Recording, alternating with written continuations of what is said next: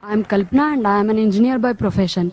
Zakir Naik in your speech mentioned that Hindu is a geographical definition.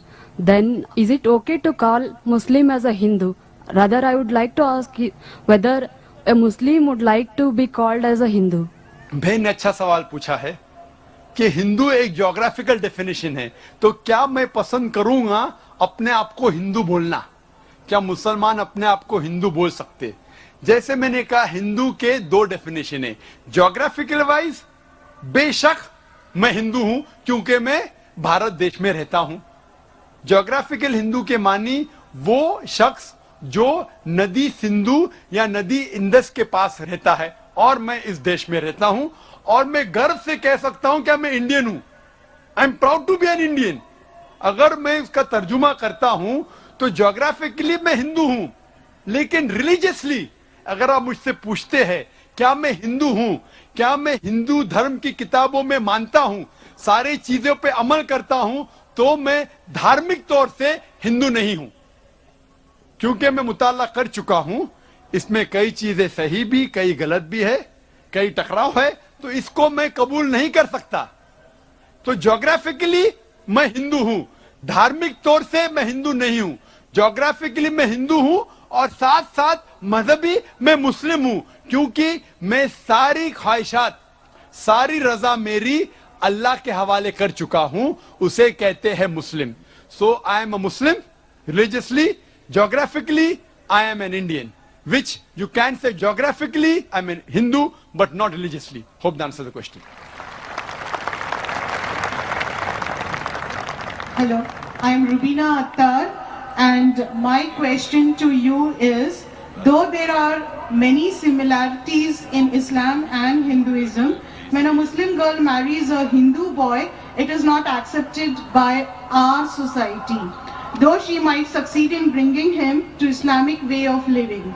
Yet, when a Muslim boy marries a Hindu girl, converts her to Islam, but later on she never accepts Islamic etiquettes, so what should be done? Please, can you suggest steps or measures which should be there in such marriages? बहन ने सवाल पूछा है कि जब एक मुस्लिम मर्द हिंदू औरत से शादी करता है और उसे कन्वर्ट करता है, भले वो इस्लाम मजहब को फॉलो न कर सके तो भी कोई तकलीफ नहीं, लेकिन जब एक मुसलमान खवातीन एक हिंदू मर्द से शादी करती है तो एक्सेप्टेड नहीं है. ये गलत फहमियां हैं. सही में हमें देखना चाहिए कि कुरान में क्या लिखा है. कुरान में लिखा है सूरह बकरा में, सूरा नंबर 2 आयत नंबर 221 में कि ए मोमिनो, ए मुसलमानों, कोई भी मुशरिक औरत से शादी मत करो जब तक वो ईमान न लाए. एक मुसलमान औरत, ईमान वाली औरत, चाहे वो कितनी भी बदसूरत हो, चाहे वो झाड़ू वाली हो, वो एक मुशरिक से बेहतर है. अगर आपको कोई मुशरिक या मोमिना से शादी करना है तो कुरान में लिखा है कि मोमिना से कीजिए, मुस्लिम औरत से कीजिए. अगर मुशरिक है तो जब तक वो ईमान न लाए उससे शादी करना हराम है. क्योंकि एक मोमिन औरत, भले वो झाड़ू वाली है, कितनी भी बदसूरत हो, लेकिन अगर एक मुशरिका है, चाहे वो सबसे खूबसूरत औरत हो दुनिया में, सबसे मालदार हो, एक मोमिन जिसके पास ईमान है वो उस मुशरिका से बेहतर है. उसके आगे लिखा है कि मोमिन औरत, एक मुस्लिम औरत कोई मुशरिक मर्द से शादी नहीं करना चाहिए तब तक जब तक वो ईमान ना लेके आए.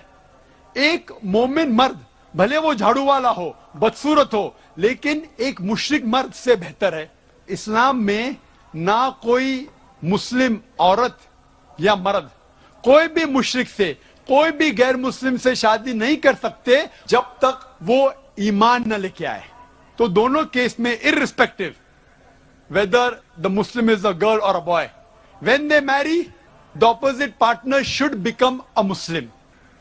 इसकी वजह यह है, मिसाल के तौर पे जब गाड़ी चलती है, अगर गाड़ी का एक पहिया साइकिल का है और एक पहिया ट्रक का है तो गाड़ी चल ही नहीं सकती.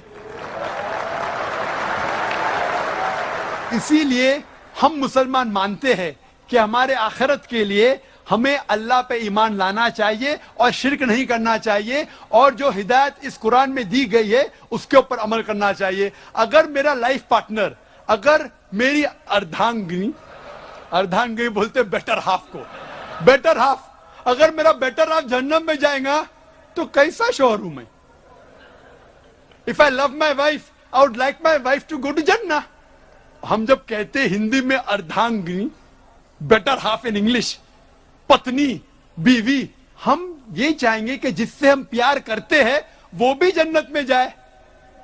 تو اسی لیے ہمیں پہلے یہ دیکھنا چاہیے کہ جس سے ہم شادی کرتے, چاہے وہ لڑکی یا لڑکا ہو, مرد یا عورت ہو, پہلے ہمیں یہ جاننا چاہیے کہ اس کے اصول اس دنیا میں جینے کے اس آخری کتاب قرآن مجید کے مطابق ہے, پھر ہی ہم اس سے شادی کر سکتے اور ہم آخرت میں سفلتا پا سکتے. Hope that answers the question. Sir, میں رویندر شیڑگے اسٹوڈنٹ ہوں. آپ سے پوچھنا چاہتا ہوں کہ دونوں ریلیجس میں آپ نے اتنی سملرٹی بتائی, تو کبھی نہ کبھی یہ لوگ ایک چھت کے نیچے ہو سکتے ہیں, تو بائیفرگیشن ان میں کب سے ہوا؟ بھائی صاحب نے اچھا سوال پوچھا کہ اتنے سملیرٹیز ہے ہندو دھرم اور مذہب اسلام میں, تو یہ بائیفرکیشن کب ہوا؟ ایک چھت میں کیوں نہیں رہ سکتے تھے؟ یہ بائیفرکیشن کیا انگریز نے. میں نے تقریر کے آخر میں کہا تھا یہ انگریز اس کے ذمہ دار ہے, ان کی پالیسی تھی ڈیوائڈ اینڈ رول. نہیں تو عام طور پہ میرے بہت سے ہندو دوست ہیں, ہندو بھائی میرے دوست ہیں, کبھی مجھ سے نفرت نہیں کرتے. کئی ہندو مجھے ٹی وی پہ دیکھتے, میں ہندوازم کے بارے میں تقریر کرتا ہوں, جب مجھے دیکھتے تو میری عزت کرتے. کسٹم میں جب میں باہر دیش سے آتا ہوں, او ڈاکٹر ذاکر نائک, جو بھی کہیں گے سچ کہیں گے, سچ کے سوا کچھ نہیں کہیں گے. جیسے کہ میں کورٹ میں جا کے کتاب کے اوپر ہاتھ رکھ رہا ہوں, وہ جانتے ہیں میں مسلمان ہوں, میری ٹوپی, میری داڑھی, کوئی بھی مجھ سے یہ نہیں کہے گا کہ میں ہندو دھرم کا ماننے والا ہوں, لیکن میری عزت کرتے. کیوں؟ کیونکہ میں حق کی بات کرتا ہوں. یہ انگریز لوگ نے چنگاری ڈالی اور ہمیں بٹوایا, لیکن وہ ذمہ دار ہے, دوسرے ذمہ داری ہماری بھی ہے. اگر کوئی ہم میں جھگڑا پیدا کرنا چاہتا ہے اور ہم اس کے جال میں آ جاتے تو غلطی ہماری بھی ہے. انگریز تو چلے گئے لیکن اپنی غلط چیزیں چھوڑ گئے. اسی لیے میں کہتا ہوں پالیٹیشین سے, آپ دنگے فساد کیوں کرتے؟ لیکن میری یہ درخواست ہے کہ کم از کم آپ اپنی دھرم کی کتاب کو پڑھو. اختلاف ہے, میں یہ کہوں گا کہ ہندو دھرم اور مذہب اسلام میں اختلاف نہیں ہے تو میں سب سے بڑا جھوٹا ہوں. انٹرفیتھ ڈائلاگ ہوتے, سارے سرو دھرم ایک. وہ ہندو آ کے کہتا ہے کہ ہندو بھی صحیح, عیسائی بھی صحیح, اسلام بھی صحیح. عیسائی پریسٹ آ کے کہتا ہے سارے دھرم ایک ہے, ہندو بھی ایک ہے, کرسچینٹی بھی ایک ہے, اسلام بھی ایک ہے. کوئی مسلم کو پکڑتے بکرے کو اسٹیج پہ لے کے آتے, وہ مسلم بھی کہتا ہے سارے دھرم ایک ہے, ہندو بھی ایک, کرسچینٹی بھی ایک اور اسلام بھی ایک. میں کہوں گا وہ ہندو پنڈت سے کیا آپ اسلام قبول کریں گے؟ وہ کہے گا نہیں. وہ کرسچن سے کہیں گا کیا آپ ہندو بنیں گے؟ وہ کہیں گا نہیں. میں کہوں گا مسلمان سے کرسچن بنیں گے؟ وہ کہیں گا نہیں. میں یہ کہتا ہوں اختلاف تو ہے, کم از کم وہ چیز جو یکساں ہے سارے دھرموں میں اس کے اوپر کم از کم ہم عمل کریں. میری ایک درخواست ہے, کم از کم آپ اتنا مان لو کہ دنیا میں کم از کم ایک کتاب خدا کی ہے اور 100% صحیح ہے.